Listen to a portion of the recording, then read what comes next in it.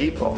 And once he took power, he was implementing policies that would do exactly that, give land rights back to the people. United Fruit didn't like that very much. And so they hired a public relations firm, launched a huge campaign in the United States to convince the United States, the people, the citizens of the United States, and the press of the United States, and the Congress of the United States, that Arbenz was a Soviet puppet, and that if we allowed him to stay in power, the Soviets would have a foothold in this hemisphere. And that at that point in time was a huge fear on everybody's mind, the Red Terror, the Communist terror. And so, to make a long story short, out of this public relations campaign came a commitment on the part of the CIA and the military to take this man out. And in fact, we did. We sent in planes, we sent in soldiers, we sent in jackals, we sent everything in to take him out, and did take him out. And as soon as he was removed from office, the new guy that took over after him basically reinstated everything to the big international corporations, including United Fruit.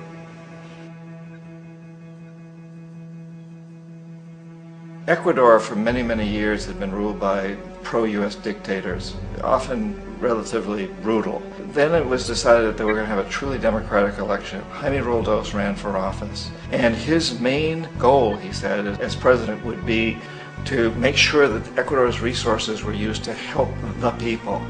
And he won, overwhelming, by more votes than anybody had ever won anything in Ecuador. And he began to implement these policies to make sure that the profits from oil went to help the people. Well, we didn't like that in the United States. I was sent down as one of several economic hitmen to change Roldos, to corrupt him, to bring him around, to let him know, okay, you can get very rich, you and your family, if you play our game, but if you continue to try to keep these policies you've promised, you're going to go. He wouldn't listen. He was assassinated. As soon as the plane crashed, the whole area was cordoned off. The only people allowed in were U.S. military from a nearby base and some of the Ecuadorian military. When an investigation was launched, two of the key witnesses died in car accidents before they had a chance to testify. A lot of very, very strange things that went on around the assassination of Jaime Roldos. I, like most people who've really looked at this case, have absolutely no doubt that it was an assassination. And of course, in my position as an economic hitman, I was always expecting something to happen to Jaime, whether it be a coup or assassination, I wasn't sure, but that he would be taken down because he was not being corrupted. He would not allow himself to be corrupted the way we wanted to corrupt him. Omar Torrijos, president of Panama, was, one of my favorite people. I really, really liked him. He was very charismatic. He was a guy who really wanted to help his country. And when I tried to bribe him or corrupt him, he said, look, John, he called me Juanito. He said, look, Juanito, I don't need the money. What I really need is for my country to be treated fairly. I need for the United States to repay the debts that you owe my people for all the destruction you've done here. I need to be in a position where I can help other Latin American countries win their independence and be free of this terrible presence from the north that you people are exploiting us so badly. I need to have the Panama Canal back in the hands of the Panamanian people. That's what I want. And so, leave me alone. Don't try to bribe me. It was 1981, and in May, Jaime Roldos was assassinated.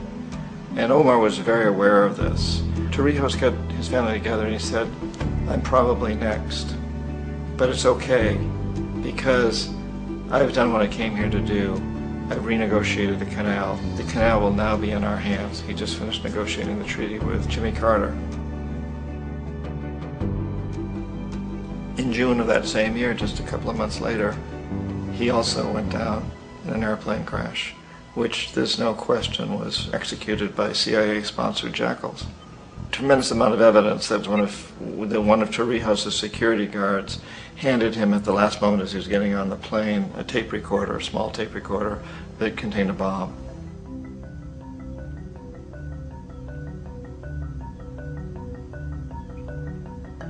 It is interesting to me how this system has continued pretty much the same way for years and years and years, except the economic hitmen have got better and better and better. Then we come up with, very recently, what happened in Venezuela. In 1998, Hugo Chavez gets elected president, following a long line of presidents who had been very corrupt and basically destroyed the economy of the country. And Chavez was elected amidst all that. Chavez stood up to the United States, and he's done it primarily demanding that Venezuelan oil be used to help the Venezuelan people. Well, we didn't like that in the United States. So in 2002, a coup was staged, which is no question in my mind, and most other people's minds, that the CIA was behind that coup.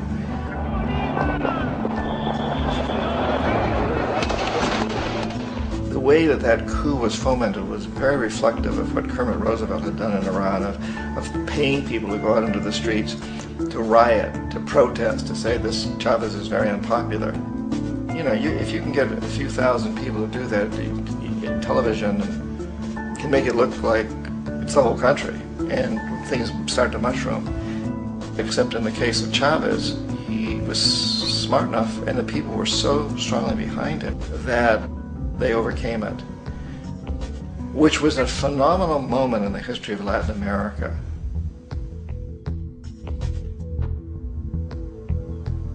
Iraq actually is a perfect example of the way the whole system works. So we economic hitmen are the first line of defense. We go in and we try to corrupt governments and get them to accept these huge loans, which we then use as leverage to basically own them.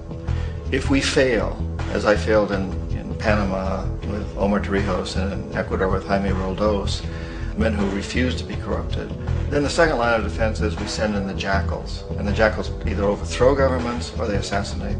And once that happens and a new government comes in, and boy, it's going to toe the line, because the new president knows what will happen if he doesn't. In the case of Iraq, both of those things failed. Economic hitmen were not able to get through to Saddam Hussein. We tried very hard. We tried to get him to accept a deal very similar to what the House of Saud had accepted in Saudi Arabia, but he wouldn't accept it. And so the jackals went in to take him out. They couldn't do it. His security was very good. After all, he had one time worked for the CIA. He'd been hired to assassinate a former president of Iraq and failed, but he knew the system. So in '91 we send in the troops and we take out the Iraqi military. So we assume at that point that Saddam Hussein is going to come around. We could have taken him out, of course, at that time, but we didn't want him. He's the kind of strong man we like.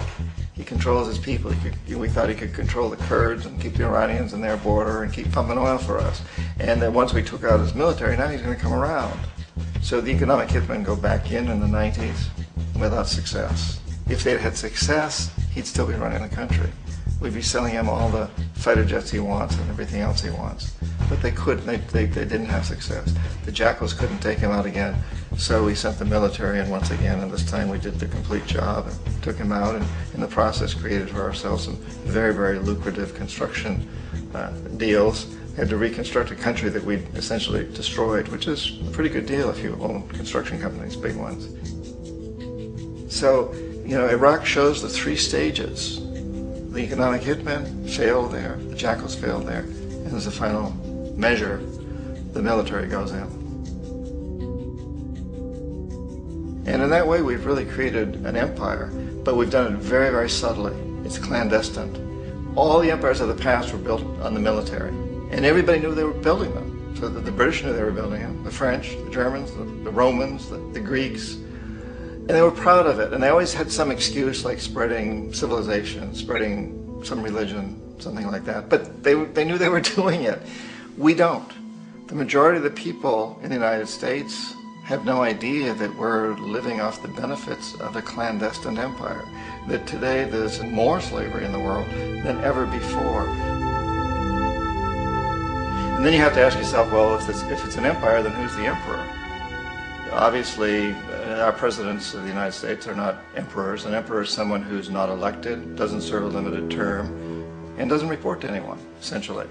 So you can't classify our presidents that way.